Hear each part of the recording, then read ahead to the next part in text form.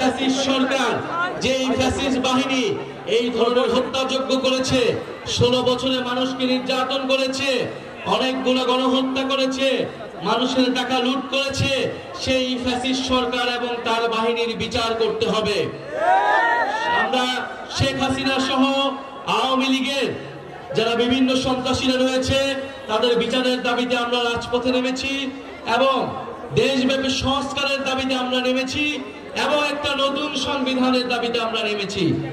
এই নতুন সংবিধানের জন্য আমাদের একটি গণপরিষদ নির্বাচন লাগবে, যেই গণপরিষদ নির্বাচনের মাধ্যমে বাংলাদেশের সাধারণ মানুষ, বাংলাদেশের অভ্যুত্থানকারী জনতা বাংলাদেশের আগামী নতুন সংবিধান নির্ধারণ করবে। প্রিয় সংগ্রামী বন্ধুগণ, তরুণরা রাজপথে নেমে এসেছিল। তরুণদের উদ্দেশ্যে আমাদের এই জাতীয় নাগরিক পার্টি গঠিত হয়েছে তরুণদেরকে ক্ষমতায়িত করে বাংলাদেশের সকল শ্রেণীর সকল বয়সের মানুষের জন্য একটি সুন্দর বাংলাদেশ উপহার দেবার জন্য।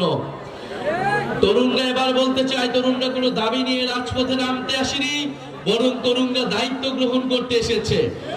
এবং আপনারা যারা মুরব্বীরা রয়েছেন, আমাদের মা খালারা রয়েছেন, আমাদের চাচার বয়সীরা রয়েছেন, আপনারা আমাদের অভিভাবকত্ব গ্রহণ করবেন, জাতীয় নাগরিক পার্টিকে পরামর্শ দিবেন।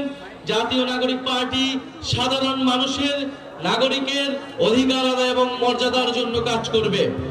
প্রিয় নেত্রকোনাবাসী, আমরা বলেছি এই মুজিববাদ এবং এই যে ভারতীয় আধিপত্যবাদের বিরুদ্ধে বাংলাদেশের যে সংগ্রাম শুরু হয়েছে, বাংলাদেশপন্থী, বাংলাদেশের স্বাধীনতা, সার্বভৌমত্ব এবং আঞ্চলিক অখণ্ডতা রক্ষার জন্য, মানবিক মর্যাদা নিশ্চিতের জন্য জাতীয় নাগরিক পার্টি কাজ করে যাবে।